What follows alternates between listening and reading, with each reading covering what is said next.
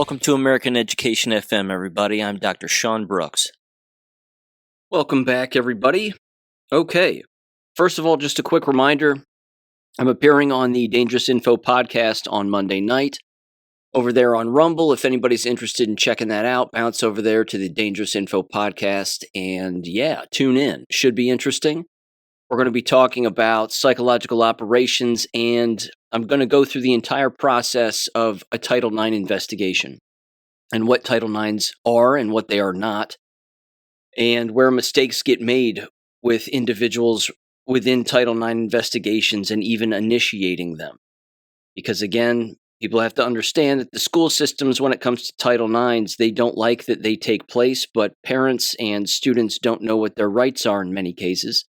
And they don't know when they can initiate a Title IX, and they always have the right to initiate one anytime that a law has been broken. So we're going to go through that process from stem to stern, and hopefully, again, it'll be rather valuable for people.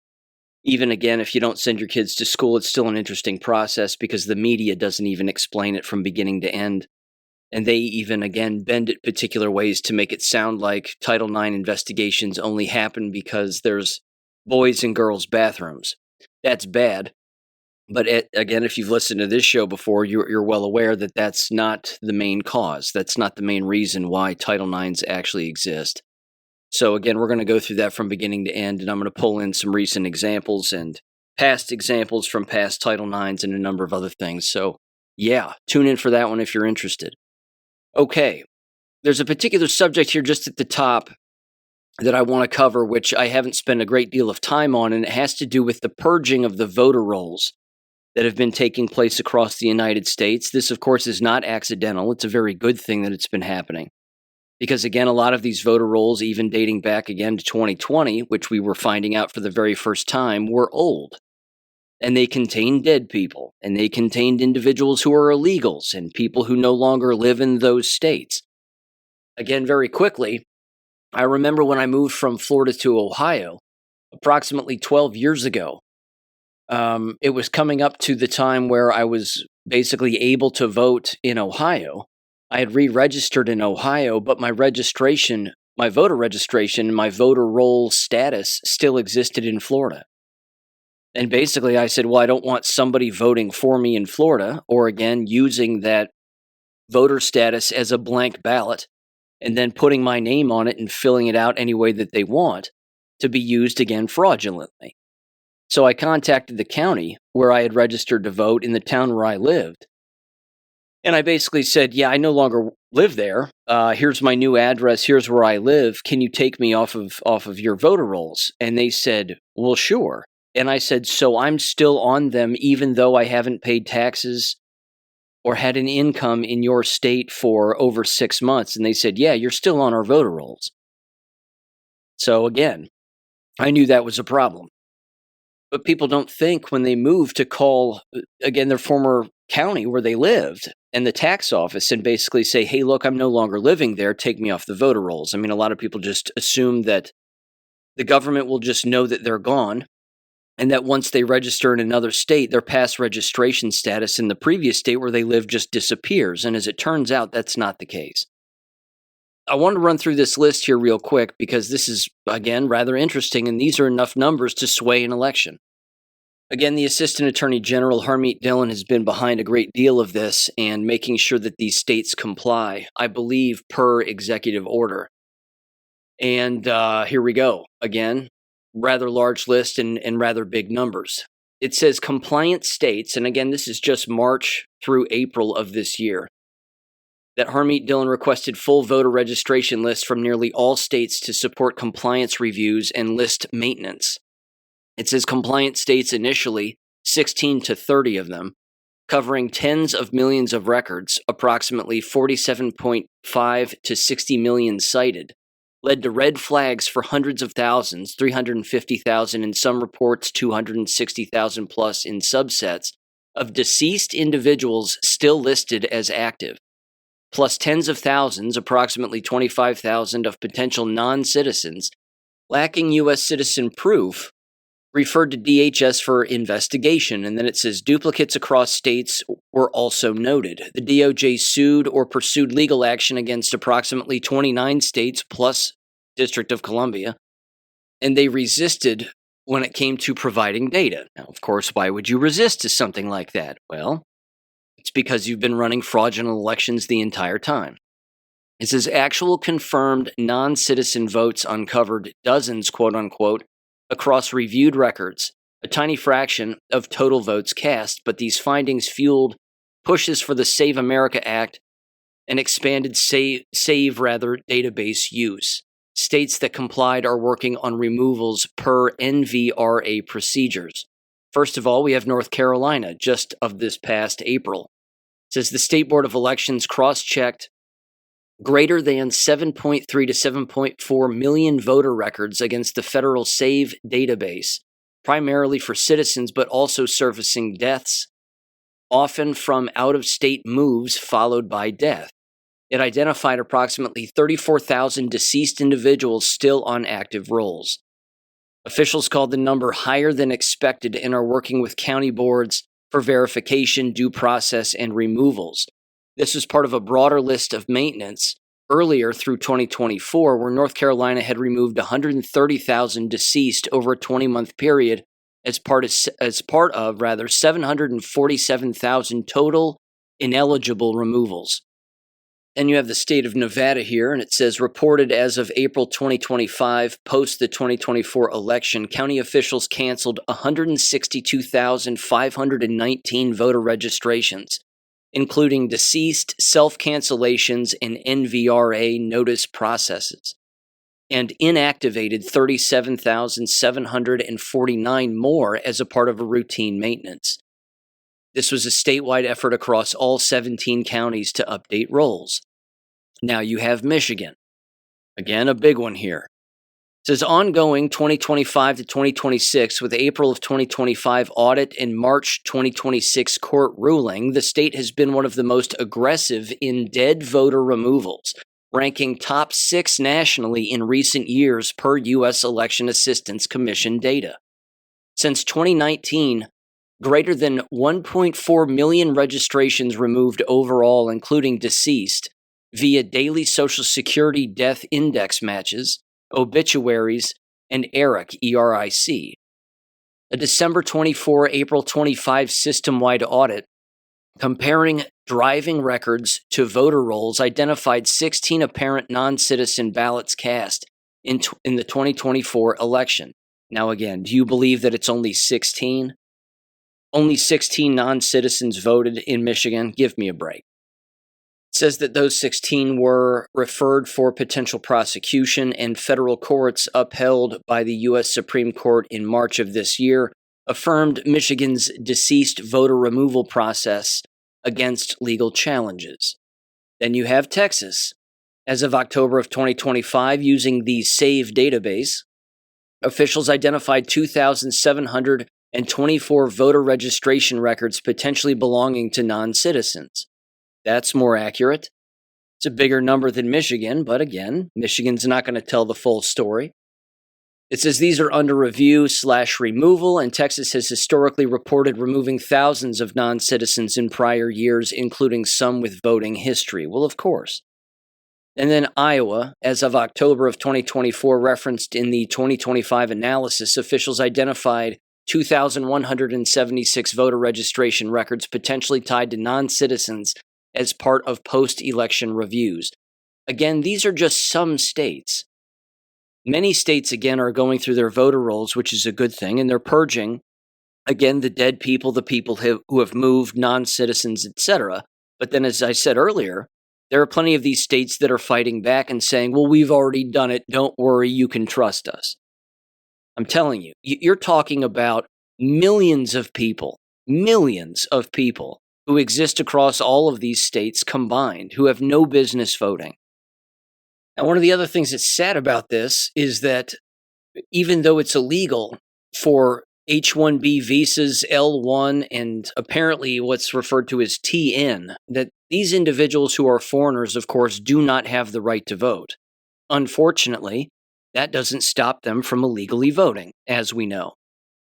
And as we also know, where this all gets immediately caught, even at face value, is when you have overwhelming numbers of voters apparently voting for any singular individual in a situation where that would never be the case, and certainly hasn't been the case in the past. I can't help but think of the school board election in Westerville, Ohio, which is in Franklin County, which is where Columbus is located. And of course, they have a Somali individual on their school board by the name of Anissa Liban, who I've spoken about before, played audio on the show here before, and written substacks about. She belongs in jail, in my humble opinion, for fraud, among other things. But there's no way that 16,000 people vote for her for a school board position when in the past, very few individuals have voted for school board positions, but somehow she receives more votes than anybody ever in the history of that school board. Again, let's pretend that all of her Somali pals are, again, all voting for her. What are the odds that all of them would be American citizens? Next to zero. Again, I voted the other day in the Ohio primary election. And the real primary date, of course, is this coming Tuesday. But I voted last Wednesday. Voted for Casey Putsch for Ohio governor, of course. That was a no-brainer.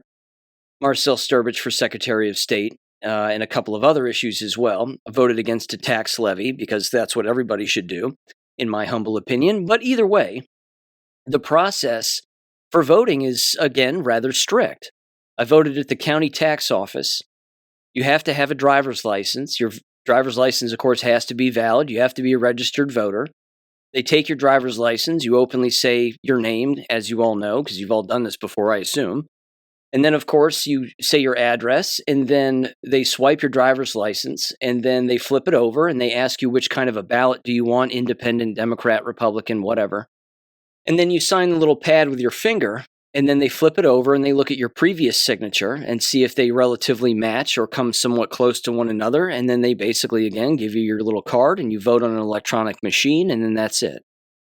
The only way that an illegal alien would be able to vote is if for some reason their information was already there, or they were taken, I don't know, into some side room in that particular situation, given a paper ballot, and then allowed to fill out a paper ballot. Because other than that, again, the poll workers would look at those individuals, even if they had some kind of just a general ID card. And they would basically, again, say, well, I'm sorry, you can't vote here.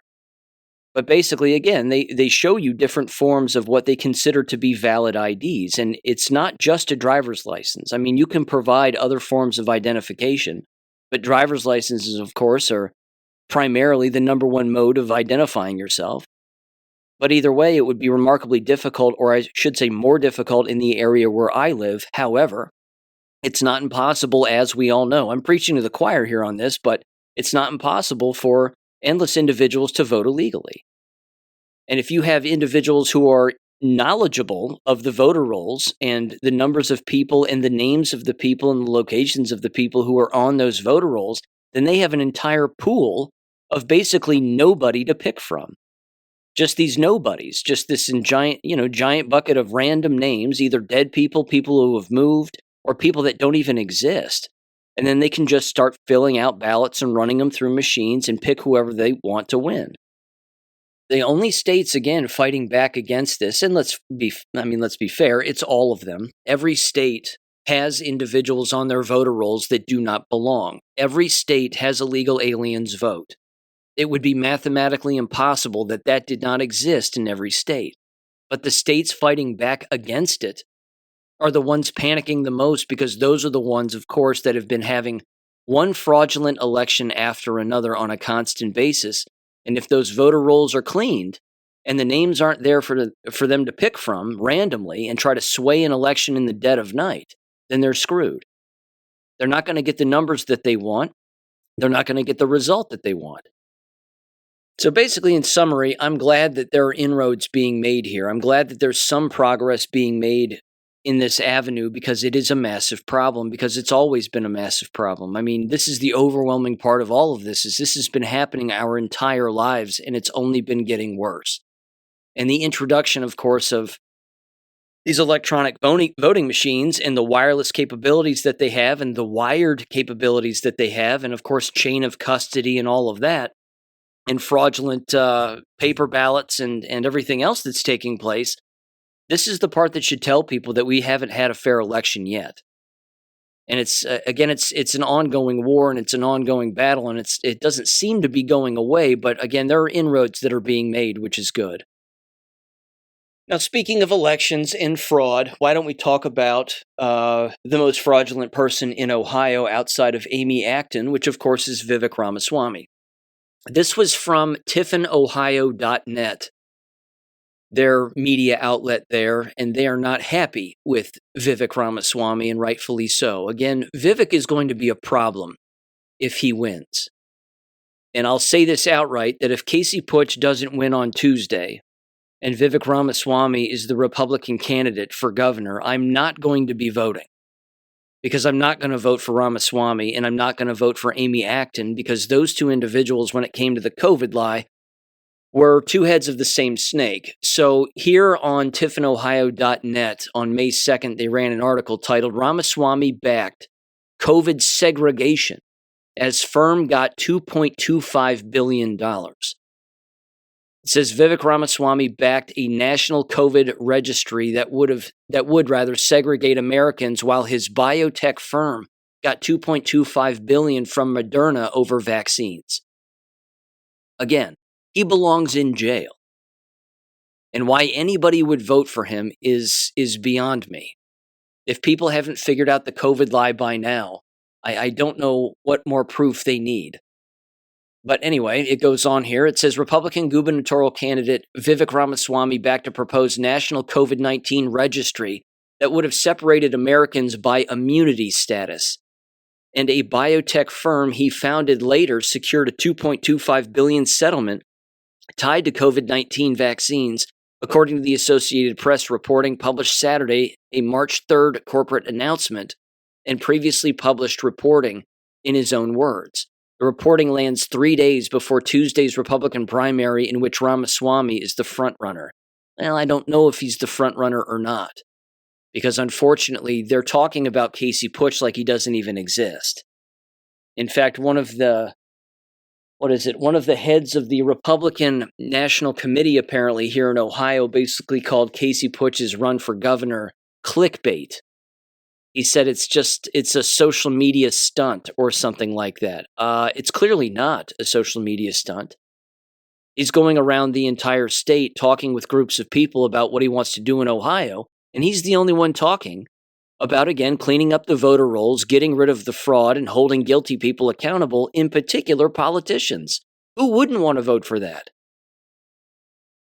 Goes on here, it says a national registry to segregate Americans. One of Ramaswamy's companies, the healthcare data firm Datavant, pushed for a national COVID-19 registry that would have allowed the small share of Americans gaining natural immunity to get back to normal life, quote unquote, while the rest of the population would continue to be segregated, quote unquote. The AP reported Saturday. It says the quoted language comes from the proposal itself. The concept did not originate with Datavant alone. It says in April of 2020, Ramaswamy told the host of a Rockefeller Capital Management podcast that he had been discussing the idea with policymakers, including a U.S. senator, according to reporting by Contra that transcribed the interview. Quote, could we tolerate a national system in which certain people on the basis of a biomarker are segregated, unquote, Ramaswamy asked on a podcast, according to Contra. He answered his own question, quote, I personally think that it is better than the status quo if we can send 10 or 20% of the people back on the basis of having immunity.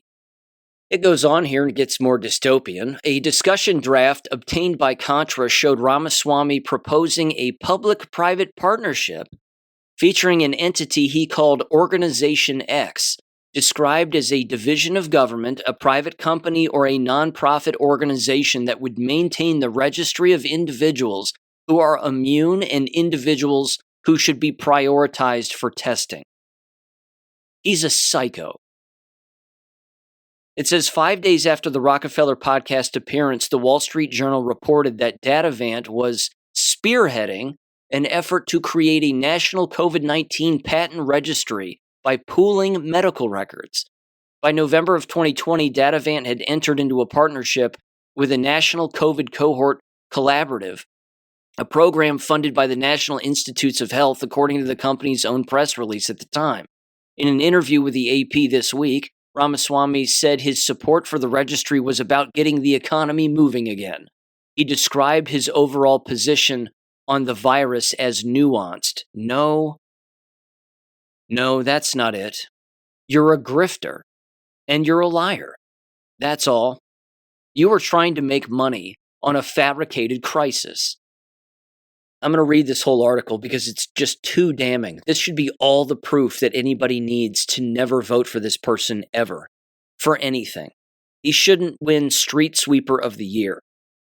It says $2.25 billion from COVID-19 vaccines.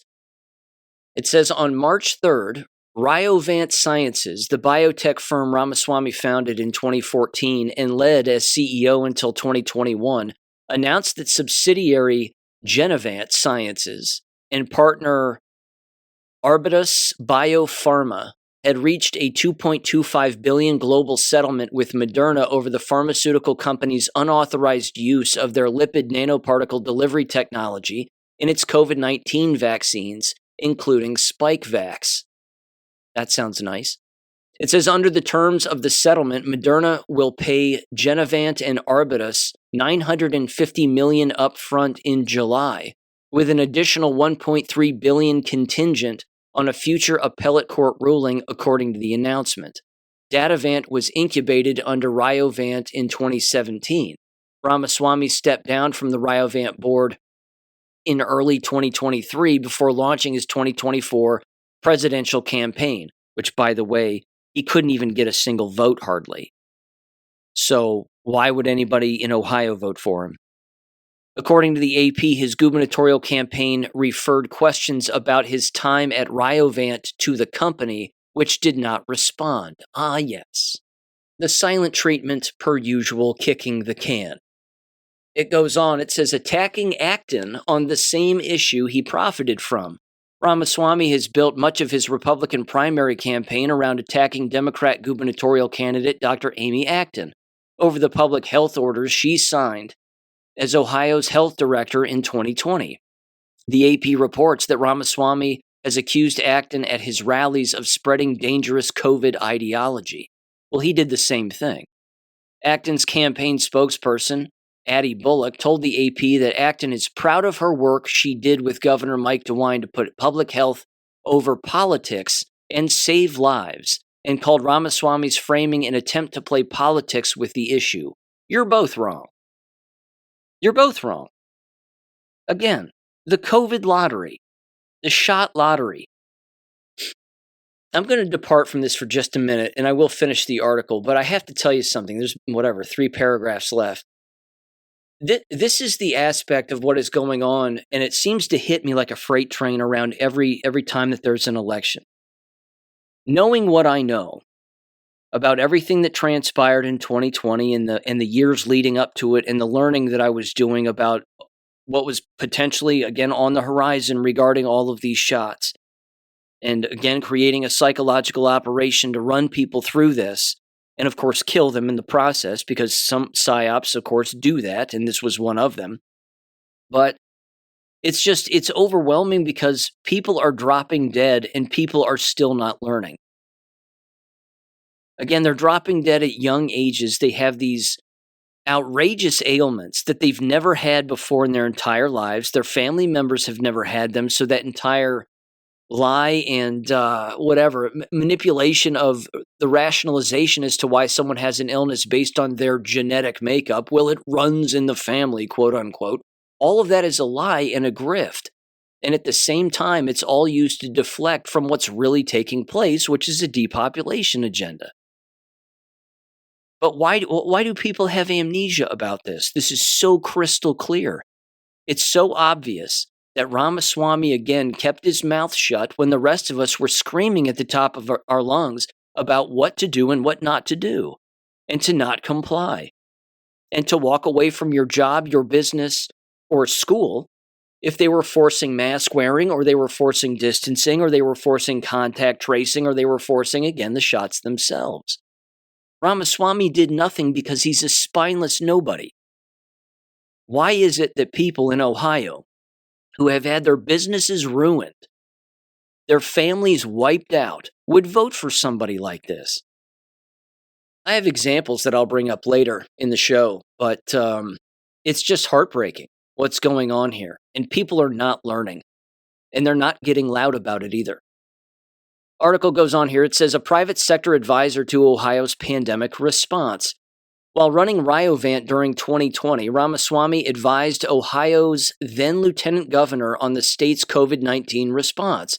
According to a 2021 op-ed, Ramaswamy himself wrote for Cleveland.com that the AP cites in its reporting. The lieutenant governor at the time was John Husted, who was appointed to the U.S. Senate by DeWine in January of 2025 and is now running in Tuesday's Republican primary special election to keep the seat.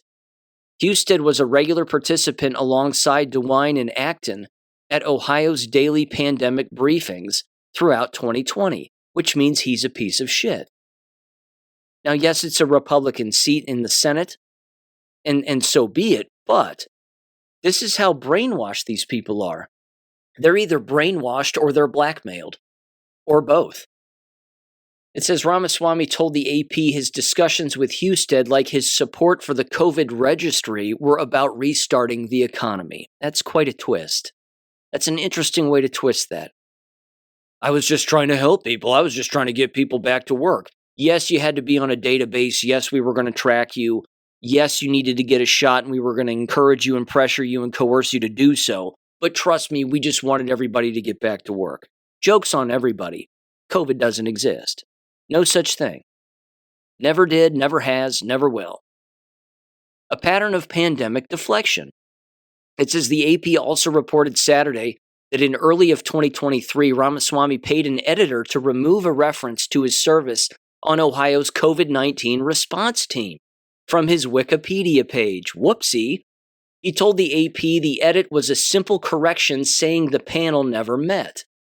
TiffinOhio.net previously reported on the same February 9th, 2023 Wikipedia edit, which also removed references to Ramaswamy's Paul and Daisy Soros Fellowship. According to Mediaites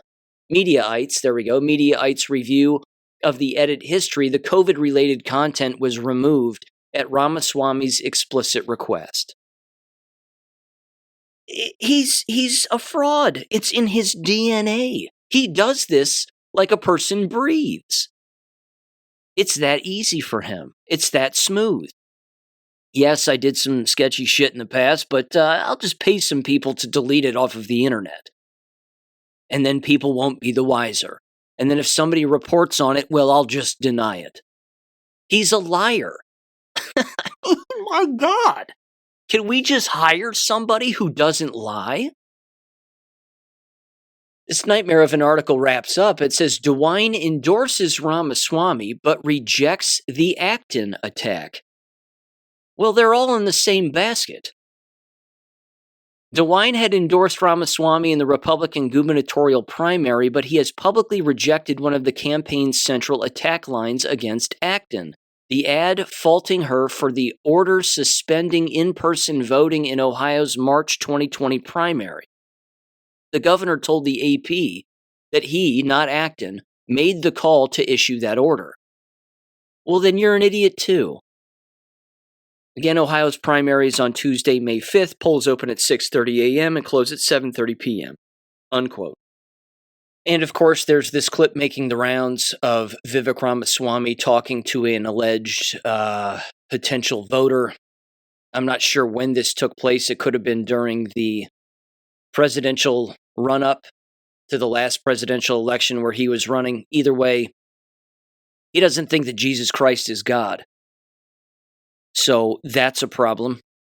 But here's this audio clip in 3, 2, 1. So I'll be very honest. It's not a hard question. So in our faith tradition, Jesus Christ is a son of God. I know that is different than saying he's the son of God. But that is my view of Jesus Christ. He's got our family. Do we worship in churches? Yes, we do. Is that compatible with our faith? Yes, it is. One true God in many forms. So that's different, and I understand that. That is different. The only way to heaven is through Jesus Christ. I think that is the path. That is a path to heaven is the way we look at it. But belief in God is what we say. Yeah. Belief in the one true God. That's the way I look at it. I don't have amnesia. I don't have it. I remember 2020 like it was yesterday. It sits right in front of my face. I'm not brainwashed. I know exactly what happened. I saw it coming before it happened. Warned people, read about it, spread it online, warning people about it. Here's what's going to happen. This isn't going to be good. And people fell for it hook, line, and sinker. 77+%, 80+% of the entire nation's population. And Vivek was a part of it. He was on the wrong side of this one. We need a victory here. Ohioans need some kind of a victory because we haven't been getting them as of late. Again, there's not enough fraud crackdown. There's not enough Somalis going to jail. And again, we've got an election on Tuesday, and it's going to get screwy. So voting for Vivek Ramaswamy is like voting for Amy Acton. Again, two heads of the same snake. Ohioans had better wake up because this state's starting to go straight to hell. And that's not good. Okay. Moving on here. This past Friday was quite the day in the field of education. These so-called May Day protests among the largest teachers' unions in the United States all participated, dressing up like circus clowns and God knows what else. I saw a wizard actually dressed up. It was a school teacher, female, dressed up like Gandalf from Lord of the Rings, talking about needing more money for special education and 1,000 other things. You can't take these people seriously. Again, this is your tax dollars at work. Taking the day off, having students protest, carry around makeshift signs. Again, they're not even makeshift. They're flat out mass-produced.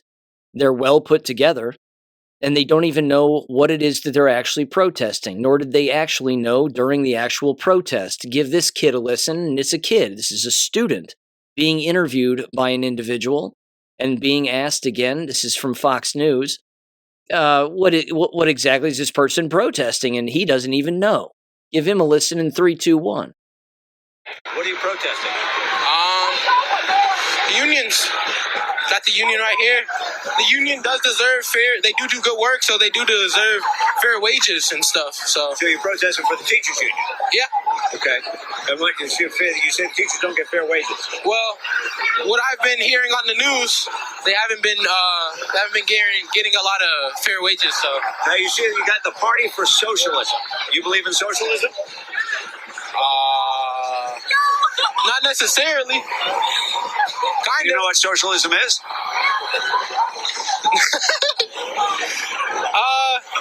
Not really. Not too much, but yeah.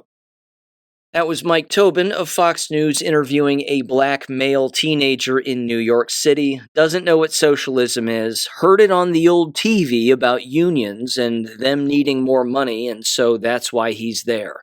Or is he there because he wants to get out of school that day? I mean, let's face it, he's there because he wants to get out of school that day. He doesn't know what the hell is going on. It's modern-day slavery. And schools are the plantation. It's that simple. This is not a profession. It's a joke. And it can't be taken seriously. Now, speaking of the wizard lady who's dressed up like Gandalf, give her a listen in 3, 2, 1. What would we like to see in terms of an increase? Would we like to see 5%, 6%, 10%? I've heard numbers up as high as 20% when I've spoken with other folks today. Yeah, I would, as much as they can give us, but also still supporting our kids, if that makes sense. So, I mean, if we can get the 20% and still also put funding in for our students, absolutely do that. When we talk about extra funding, what would it mean not only for you, but you talk about the kids? What would it mean for those kids in the classroom, and how would it impact their education? So specifically, we have low funding for our special ed department. So we have more support for our special ed students, but also our assistant principals. We're getting assistant principals cut left and right, which are overall less teachers to support students in their everyday life at school. And I know your sign that you've got right here talks about cutting tax dollars as it relates to corporate incentives. How important is that to you, and what would you like to see happen? So yeah, we absolutely just need to stop privatizing education and stop putting money towards these corporations. They need to go back into public schools and public funding. That was some rally on Friday in Raleigh, North Carolina. And you'll have to forgive that so-called teacher. She's a retard. Again, you can't define this business more accurately than it being a business for the brainwashed. You have a school teacher dressed up like Gandalf. I mean, please. Apparently, this particular rally was called Kids Over Corporations. So they have to change the name because they don't want to make it look like it's your average protest, so they give it different names or whatever. Doesn't matter the name that they use, it's collectivism, and collectivism is communism. And in the last war video on Saturday night, there was a video making the rounds, which I put in there, a clip anyway, a few minutes long, of a guy, and he's walking around from table to table to table at this outside venue area, and they're doling out communist manifestos. They're doling out all of this, again, communist rhetoric, and then calling people fascists if you disagree with them. Well, yeah, fascism is antithetical to communism. You can't be both. But then at the exact same time, because these people don't know the definitions of words, they still, again, criticize fascism while being communistic, believing that being a communist is a good thing. These people are crazy. I'm sorry. And the people who send their children to these people are crazy also. Let me tell you a quick little story here. This happened actually just the other day. I had an appointment with an acquaintance of mine who will go unmentioned and unnamed, but I had an acquaintance. I met up with an acquaintance of mine, and they're, a friendly person, very nice person, and they have a child who is learning online. And they are, I believe, a junior in high school. And they're coming up again on their senior year. And they've been learning in the online environment for public schooling since, I believe, I'd say halfway through their freshman year, give or take. Their child is excelling in the online realm of education.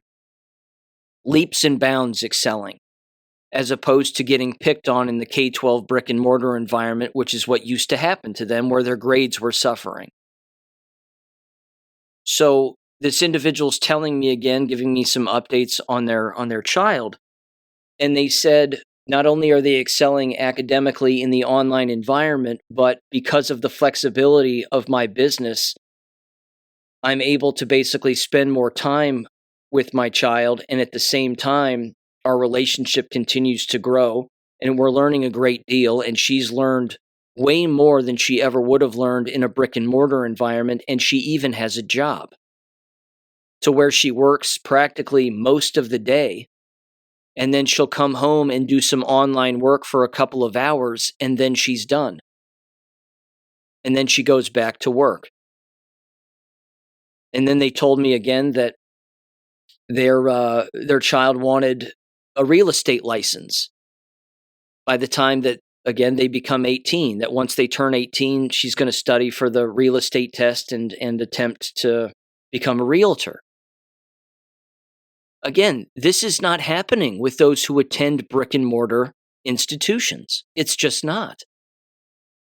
Again, they even said because of the flexibility of their of the parents' job, that they were able to spend the vast majority of the month of December in Florida vacationing. So again, it wasn't just the parents' flexibility with their work and their ability to, again, schedule particular individuals out based on the profession that they have, but it was the flexibility of their child in the online environment. What person, what child, again, has that kind of flexibility if they're attending a brick and mortar institution, a K-12 public school? They don't have that kind of flexibility. This is why it's full-blown brainwashing. The people who attend brick and mortar institutions as students don't know that that student, who's also their age, exists and is leaps and bounds ahead of the curve from those who are attending brick and mortar schools. They don't even know that this person exists. They don't have a clue. A person attending a brick and mortar school as a student 5 days a week, 8 hours a day, doesn't have a job. They don't have a next to full-time job where they're making money, banking money with a driver's license and an automobile, thinking about college in the future, potentially in the online environment also, because of course that would be far cheaper than doing it at a brick and mortar school. You would be wasting less time. And then even thinking about a full-blown career in real estate once they turn 18 years old. People attending brick and mortar schools are not thinking this way. They're not doing that kind of thing. I'm telling you, brick and mortar institutions are slavery. Because when you have Gandalf the Grey running their mouth about needing more money and needing more administrators and all these cuts to private schools and charter schools and homeschooling programs is detrimental to the public system, it's actually better than that. It's detrimental to government brainwashing. And only the brainwashed would be so brainwashed to actually defend their own brainwashing. But of course, they don't know that that's what they're doing because they're brainwashed. Hence the effectiveness of brainwashing. Now, I came across this particular post that was written by an individual on X back in January of this year. Just came across it just the other day. And it was from The Art of Purpose at Creation247. And here's what they wrote, and here's what they titled it. I've been a public school teacher for 20 years. Trust me, homeschool your kids. I'm going to read this post, and here's what they said. It's lengthy, but it's worth it. They said, quote, I have a bachelor's degree in education. I have a master's degree in music education. I spent 20 years working for the system and taught thousands of students. And my number one piece of advice to parents is simple. Homeschool your kids. And today I'm going to explain why. Not from the outside, not from headlines, not from politics, from the inside, from someone who lived it for 2 decades. There's a few typos here, but whatever. They said, I want to tell you a bit about my background, because the second you say anything critical about public schools, people assume you're bitter, uninformed, or pushing an agenda. I'm not one of those things. Like most teachers who are in the public school system always knew the best part about teaching was the students. They always made my days. And for a long time, I believed that this was a salvageable situation. I was one of the Kool-Aid drinkers. I worked 70 to 80 hours a week. I killed myself trying to be the kind of teacher everyone says we need more of, the one that is present, prepared, and invested. And I defended the system. I told parents it was great. I encouraged people to join the profession. I believed we were doing something noble. But the longer I stayed inside, the clearer it became. Schools aren't about learning, and they are glorified daycare centers. What parents think schools do versus what actually happens. I'm going to be fair to parents. Most parents aren't dumb. They can tell the system has problems. They know test scores aren't great. They know teachers are stressed. They know kids are anxious. But what most parents don't realize is this.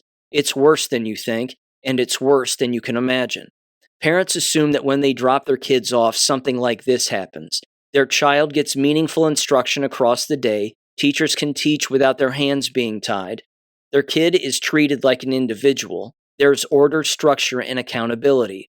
There is none of this. Zero. Nada. Public schools prioritize compliance and avoiding legal issues above all. They are run like a giant HR department. How many times have you heard me say that?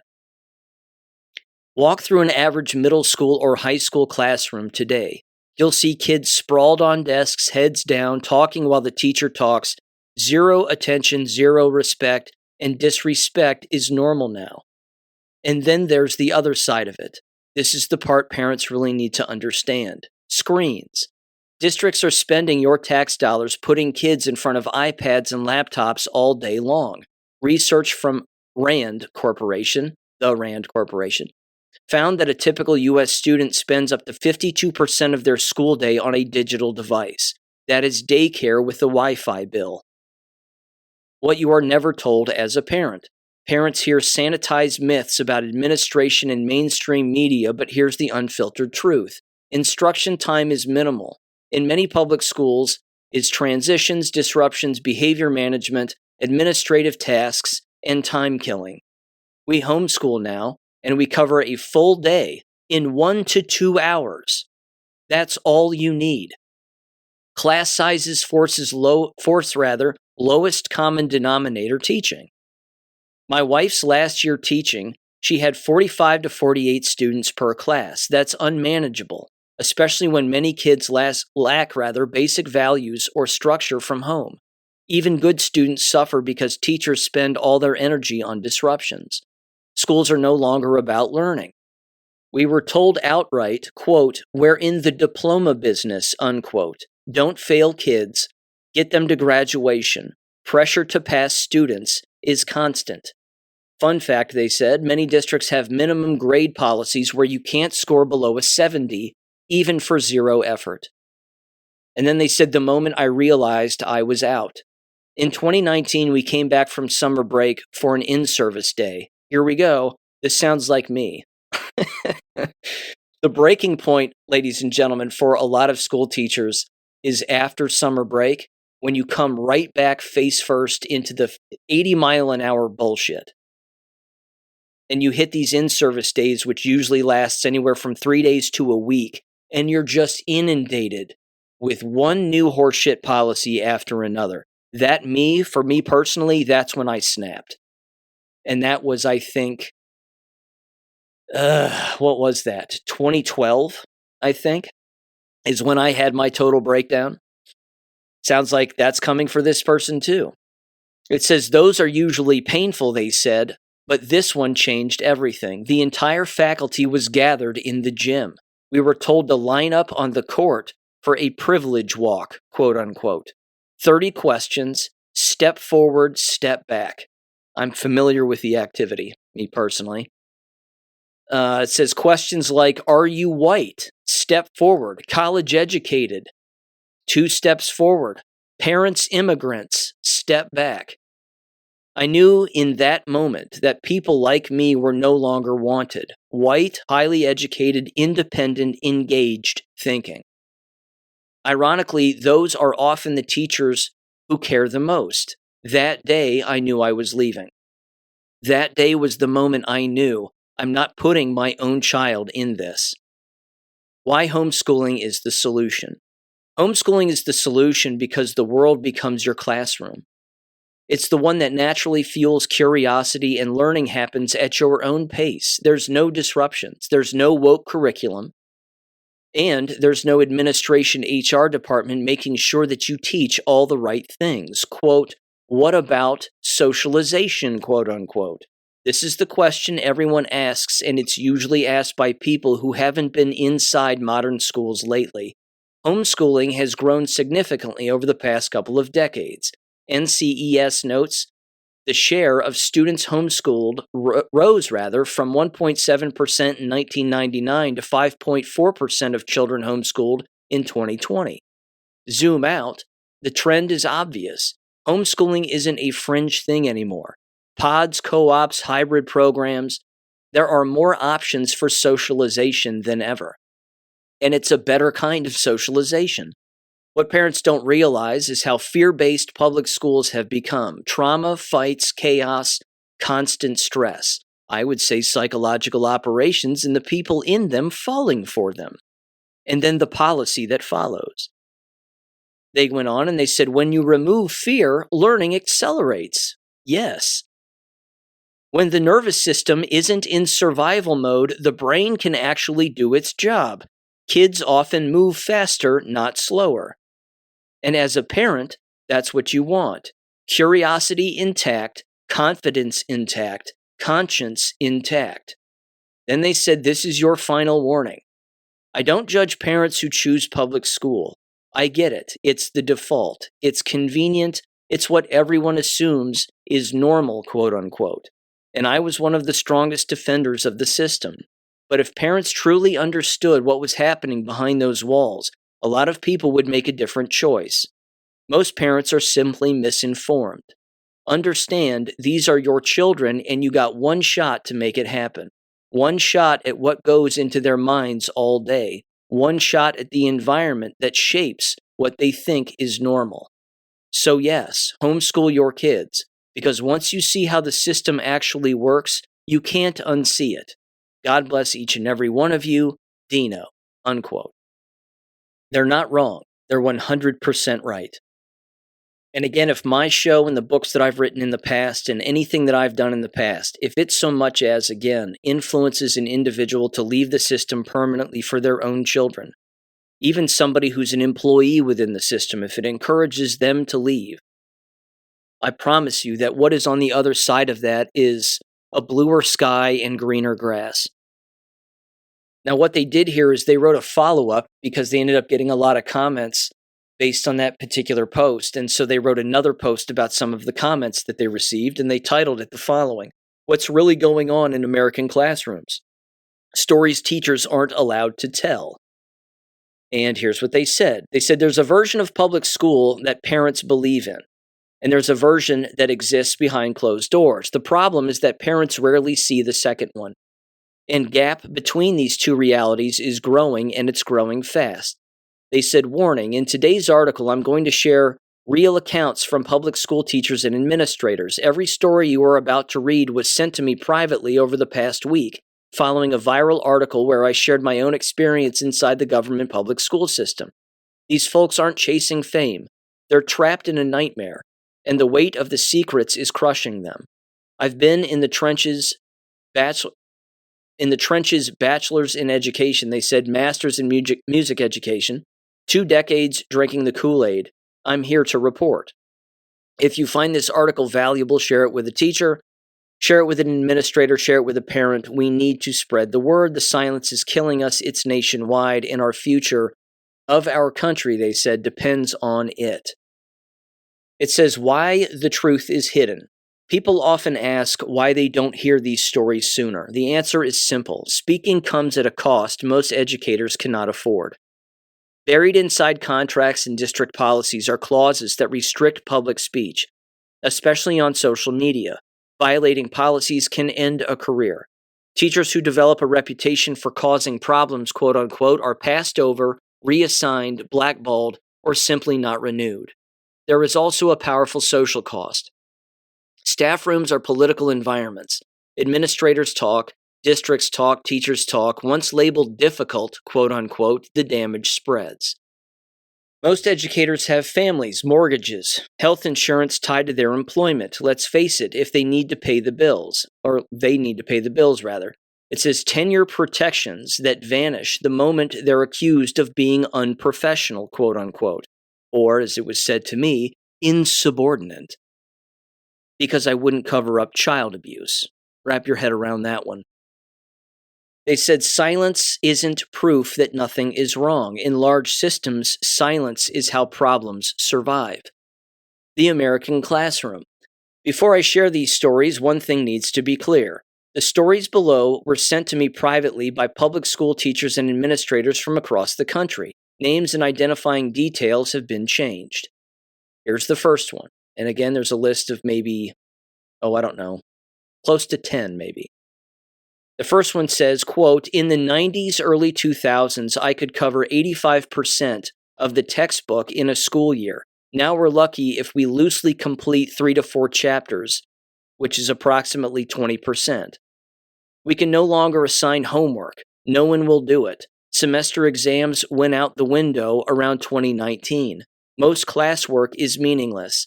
Anything beyond simple mental math is too much work, quote unquote. Decades in urban warrior. The next quote says, I'm a public school superintendent 25 years. What you say has become true.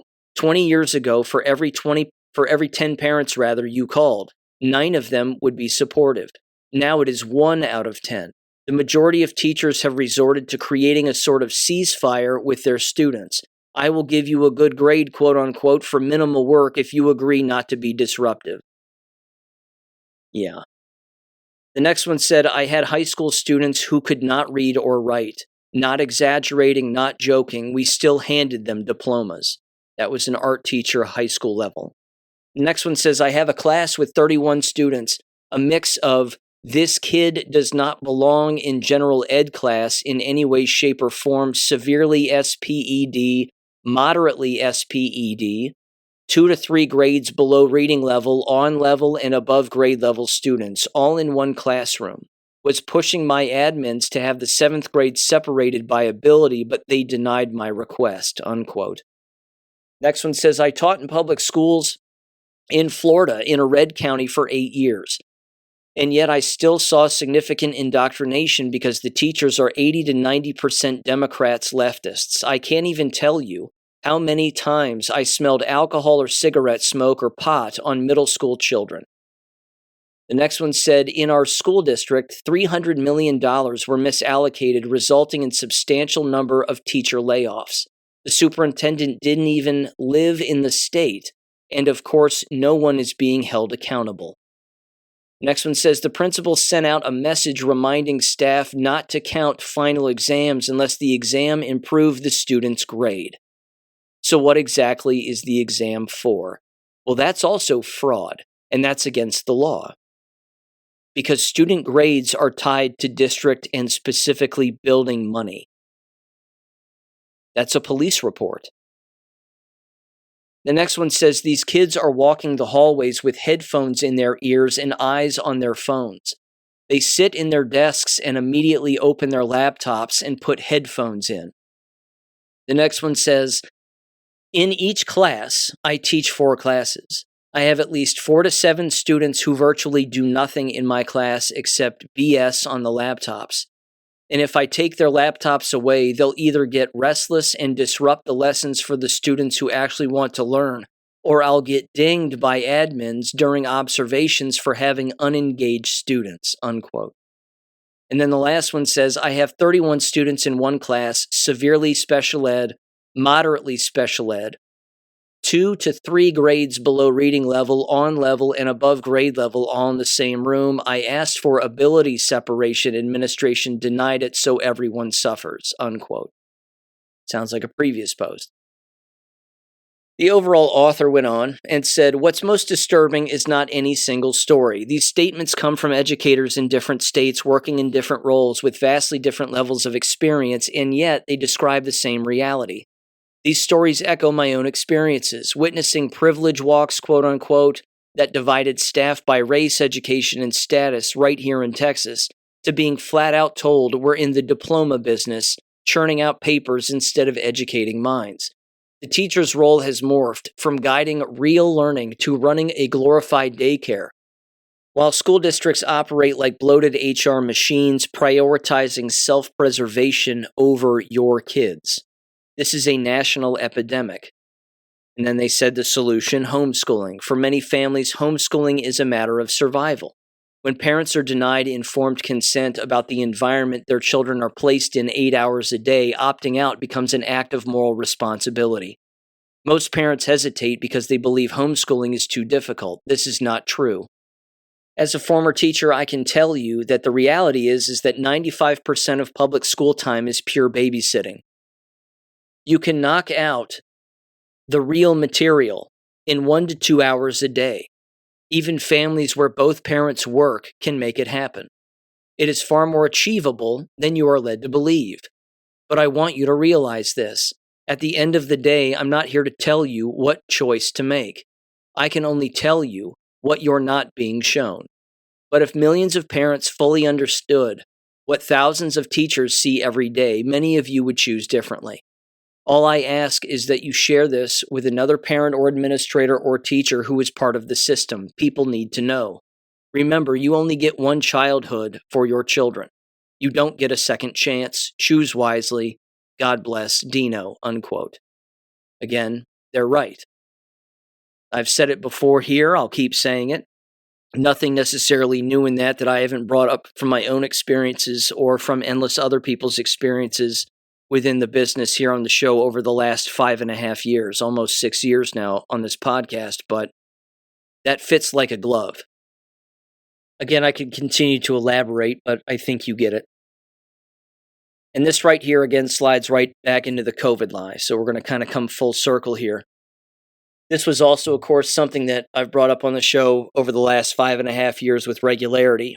And very early on, I said this is going to be unavoidable because these businesses require a hive mind.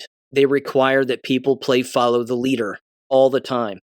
It's an environment that is riddled with peer pressure, not just among students themselves, but among the adults who work within this business and among one another within these environments.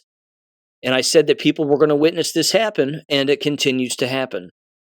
This was from Channel 9 ABC out of Cincinnati, and the article was titled, "Just a Terrible Day. Harrison Community Remembers Teacher Who Died from Cardiac Arrest in Classroom." What killed him? Well, it was a heart attack, Sean. Right, but what caused the heart attack? Again, if you don't know, then you don't know. Here's some audio that accompanies this. Give this a listen in 3, 2, 1. When Harrison High School senior Olivia Carter got to school on Thursday, she and other students were taken to the cafeteria. We all got put into the cafeteria, and just everyone that comes late was sitting, and we're all just kind of whispering about it. And you could tell the air was very tense. She later found out it was because her math teacher, Steve Kaufman, suffered a cardiac arrest in his classroom. According to the school district, Kaufman was quickly taken to Mercy West Hospital, where he later died. It was very shocking to me because you never really think that something like that's just going to happen out of the blue. You think everyone around you is invincible. The Southwest Local School District dismissed both Harrison High and junior high schools early following the incident. Nobody could focus. The teachers weren't being able to teach. It was all just the topic of discussion. Taylor Oberjohn graduated from Harrison High School last year. She told me how she's reacting to the news. It's definitely hard, given the fact that I had a lot of experience with him. He was my teacher, and he was definitely somebody that I looked up to. Both Oberjohn and Carter tell me that Mr. Kaufman was not only a great teacher, but a great person. He was the easiest man to have a conversation with. And like I said, definitely the sweetest person in that entire building, really. He was one of the best. He was fun. He would crack jokes most of the time in the class. We spoke with the president of the Southwest Local School Board, Jeff Biddle. He told us that Kaufman has 2 daughters and was a family friend, adding that it was a, quote, terrible day for Kaufman's family and the district. In Harrison, Marlena Lang, WCPO 9 News. Again, the leap they're never going to make and the leap that they're never going to say on any media outlet or within these articles is that they were jabbed to the hilt. Now, I don't know if he was or he wasn't, but again, I can infer because, well, if it walks like a duck and it smells like a duck, it's probably a duck. I'm not saying that school teachers don't drop dead of heart attacks in the middle of the day while teaching. That can probably happen. People have heart attacks all the time. But what's the thing that's amplified it since 2020? Within every working environment, specifically again within school environments also. It's clearly the COVID shots. So much so that I came across this, it popped up in my feed on YouTube, and I thought, oh wow, she died. That's interesting also. There was a news correspondent, she was an anchor for Channel 12 News out of Cincinnati, again, major tri-county and tri-state news organization. I believe they are CBS, if I'm not mistaken. But either way, one of their news anchors, and believe it or not, health correspondents Liz Bonus, who was 53 years old, died of colon cancer on April 30th of this year, just a few days ago.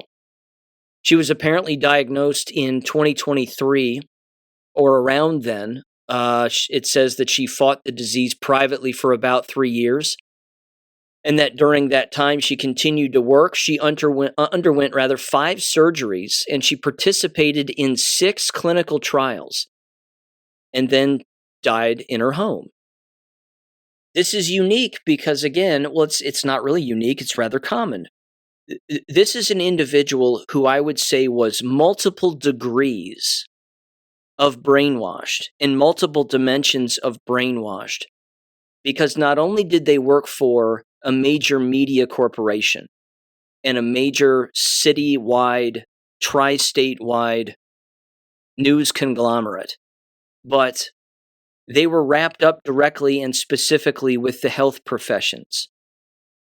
They would do interviews consistently with health-related people, medical doctors, medical breakthroughs, this, that, and the other, and she was always enthusiastic about it, which means, what do you think she did in 2020 when the COVID lie rolled out? She bought it, hook, line, and sinker. She fell for the whole damn thing. We're all saying that, spreading misinformation is a threat to our democracy. You remember all of the news stations rolling out with that. Again, Local 12 in Cincinnati was one of them. They were one of the stations that participated in that pre-planned, pre-written audio recording that was repeated across the nation. It's a threat to our democracy. She wasn't the one who said it on film, but the major anchors of Channel 12 News at the time certainly did, but she was still working for them. And again, to be wrapped up in the health professions, and doing all of these health-related interviews with University of Cincinnati and Children's Hospital and blah, blah, blah, she would be jabbed consistently year in and year out. I have no doubt, in fact, I would bet my right hand, that she was jabbed to the bone with multiple rounds of COVID shots. And that's what killed her. Because a person who is seemingly healthy, again, of normal weight, she wasn't overweight by any stretch. She, again, was a registered dietitian. I think she was a nutritionist of all things. And she was, again, a healthy-looking, middle-aged woman. There's nothing wrong with her, except for the fact that she's filled to the brim with poison. In fact, one of her coworkers, the photojournalist who would work with her consistently, again, one of the individuals running the camera and taking photographs and the whole thing, his name was James Harrison, and he died earlier this year also. And he was a young, healthy dude also. So this is, again, where guilt by association is a very real thing. And it's not even guilt. It's almost death by association. I mean, again, birds of a feather flock together here. And the peer pressure is strong. And again, when you're believing lies, you're not thinking for yourself, and you're letting the machine do the thinking for you without any individualized thought on your own, or stepping back and saying, wait a minute, everybody's behavior seems really strange here.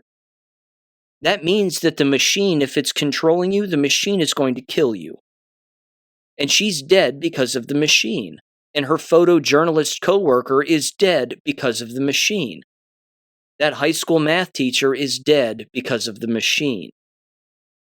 I said this out loud the other day. It's as if people don't know, for example, that the state of Florida has recently outlawed all vaccine mandates, all of them. You don't need a single vaccine to attend a public school. Now, you never did, but you don't now. You could have just walked in with your own form, your own piece of paper. You didn't even need a doctor's note. You could have just walked in and said, I don't want my kids to be vaccinated to attend your public, private, or charter school, and they would have to accept the form. It's the same way in Ohio. You don't need a doctor's note. You just need a note referencing, again, existing human rights, the Constitution, freedom to assemble, freedom to move around without coercion and XYZ, and then your kids don't have to be jabbed in order to attend. But the entire state now, fortunately, has outlawed anybody's ability, even again, workplace environments for adults, to mandate vaccinations. But no one's saying why now. What is it that's happened over the last 6 years that would cause an entire state to say no more vaccine mandates? And then, as I've said in the past, you would think that that would scare shitless the people who took the COVID shots. Because here you have an entire state government saying that what happened 6 years ago was against the law, and we're not doing that ever again. And you can't do it to your fellow American ever again, which means what did you inject into yourself? There are people, again, coming to that conclusion and asking those questions and, of course, humbling themselves a little bit from what they've previously done. But there are endless people walking around stone cold blind as to what they've actually done to themselves. So again, the toll continues to pile up, but no one within these organizations is saying it's because they took the COVID shots. They're not saying it. No one is saying it. It's just more heartfelt tributes, and it was unexpected, and they were so young, and all the other quotation headlines that get used on a constant basis. Again, there's also this. Donald Trump's alleged U.S. Surgeon General pick is a Dr. Nicole Saphier.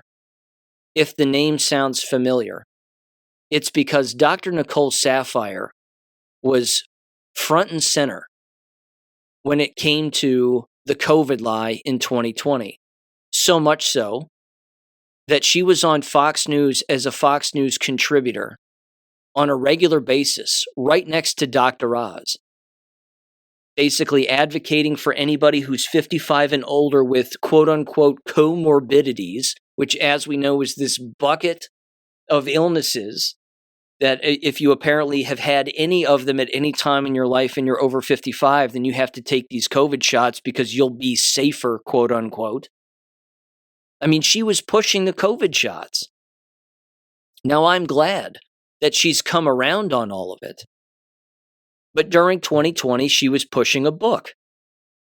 And she was on Fox News telling people again to isolate themselves and socially distance and quarantine and get injected and blah, blah, blah. Now she's being given the position of the U.S. Surgeon General. What about me? I can't even say it with a straight face. I mean, what about me? Where was my invitation to be the U.S. Surgeon General? I said the opposite of what this woman said from the get-go. I didn't get an invite. Do you have to be a medical doctor to be the U.S. Surgeon General? I suppose you do. I guess that disqualifies me, but I have common sense, and I'm literate. Where was my opportunity to apply for the job? Where was my nomination? I didn't get mine in the mail. Again, I'm glad she's come around a little bit. But she was not an opponent early on. And that's a problem. That the mRNA vaccines can help people and it can really do wonders inside of the human body. And she went out of her way to make fun of the so-called anti-vaxxers and said that we were spreading false propaganda. There's no blood on my hands. I didn't get anybody killed. I didn't tell people to take these shots. I didn't tell people to comply. I said the exact opposite. But it's people like this again. It's disgusting. It's absolutely disgusting. And if she again reaches some confirmation hearing that she has to go through, I don't know if she does or she doesn't, but if she does, she's going to get all of these vaccine questions and she'll be asked about all this vaccine stuff. And the preparation for those questions, I mean, she's going to be told what to say. Don't be an anti-vaxxer, but say that more work needs to be done and we need to look at things because, again, there's clear trends that show this. I mean, she'll give this giant, political jargon answer, which is unfortunate. Because instead of beating people over the head with the truth, it's slow rolling this information out in what appears to be digestible form. But the problem is that people are still buying into it. And it's still hurting people, and it's still getting people killed. So, yeah. I'd like to nominate myself for the U.S. Surgeon General, but I don't think I'm qualified, just based on the fact that I'm not a medical doctor. Not to mention, what does the U.S. Surgeon General do? It seems like it should have been Dr. Ladapo from Florida because, again, he came around on it pretty quickly. Took him a little while. I remember him on Stu Peters' show many years ago, and Stu Peters was like, bro, it's a bioweapon. And he was like, that's interesting. I'll look into that. And he did. And he was just like, yeah, no one should take this. He finally came around in the state of Florida and said no one should take this. So if all you have to do as the U.S. Surgeon General is give some speeches every now and again, bringing some proof to the table, operating as a so-called independent entity, and beating Americans over the head with the truth, I would definitely like to nominate myself. But yeah, again, unfortunately not qualified, probably just because of a singular degree, which is too bad. With that said, speaking of COVID lie pushers, Anthony Fauci, him lying to Congress about gain of function and that being a perjury offense. The statute of limitations is about to run out on that this week. I think it's like 7 days left, 8 to 7 days left, give or take. So, yeah, I would love for Anthony Fauci to be brought up on criminal charges within that time. And then again, once you bring him up on charges for that, you can bring him up on charges for just about anything else after the fact. Again, trying to delete emails, hide gain of function research, his involvement in it, which, as we know, is designed to amplify infection and transmissibility from the jab to the unjabbed and the jab to the jabbed, and then ultimately the unjabbed to the unjabbed, and every other which way you can slice it. One more thing here with that said, there is Dr. Makis also. He had a big post on X and how he's moved his cancer research from the country of Canada. I think he was based in Alberta, if I'm not mistaken. I could have that wrong, but he's moved to Florida, and he's apparently starting up a cancer research facility in Florida, and he was offered a bunch of positions on major medical boards in the United States to the tunes of millions of dollars. And we all know, of course, what that would have amounted to. It would have amounted to them pacifying him through contractual obligations, keeping him from saying any number of different things about ivermectin being a cure for cancer, among others. And then, of course, they would muzzle him as much as humanly possible. And fortunately, because he seems to be a man of very high character, he denied all of those offers. And he said, go pound sand, I'm doing my own thing on cancer research in the state of Florida, so deal with it. I would simply say that Dr. Makis did not kill himself. If he shows up and someone says that he's been suicided, well, yeah, it would be because, again, he hasn't killed himself. It's because he was murdered. Because, again, he's a patriot of the highest order. Again, he has cancer protocols on his website, on his X page, on his Substack page. The charts exist on my website as well. I believe he recommends, again, for most cancers, that individuals who have a cancer, they can take 1 milligram per kilogram of ivermectin per day at the very base level. And you can go as high as 2 milligrams per kilogram per day, and you can, of course, do the kilogram per weight measurement on your own and figure that out. But the cure for cancer exists, and it's out there. And fortunately, it's being studied more and more, which is great formally. But it's not these major medical boards that are studying it. It's people like Makis, and it's always been that way. It's always been the individuals against the masses who are the ones who have the solutions to the things that ail us. So, yeah, if you support him, continue to support him without a doubt. And if you know individuals who, again, end up sick as a result, then Makis's protocols are certainly, they at least certainly seem to be the answer. And he even takes, again, direct patient calls. I mean, people contact him on a constant basis. You give him the specifics of your health history, your weight, your diet, everything, and then he gives you a protocol. So he's saving people's lives.